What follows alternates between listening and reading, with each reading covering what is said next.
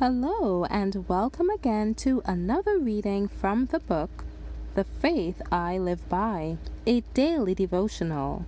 Today's reading is entitled, The Great Object of Life, June 9th.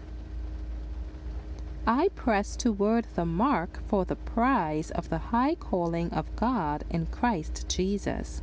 Philippians 3:14.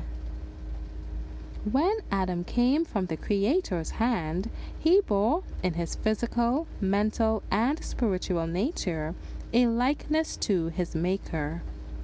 God created man in his own image, Genesis 1:27, and it was his purpose that the longer man lived, the more fully he should reveal this image, the more fully reflect the glory of the Creator. All his faculties were capable of development, their capacity and vigor were continually to increase. Vast was the scope offered for the exercise, glorious the field opened to their research. The mysteries of the visible universe, the wondrous works of him which is perfect in knowledge, Job 37:16, invited man's study. Face-to-face, heart-to-heart communion with his Maker was his high privilege.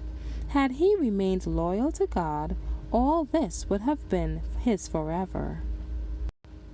Throughout eternal ages, he would have continued to gain new treasures of knowledge, to discover fresh springs of happiness, and to obtain clearer and yet clearer conceptions of the wisdom, the power, and the love of God. More and more fully would he have reflected the Creator's glory. But by disobedience this was forfeited. Through sin, the divine likeness was marred and well-nigh obliterated.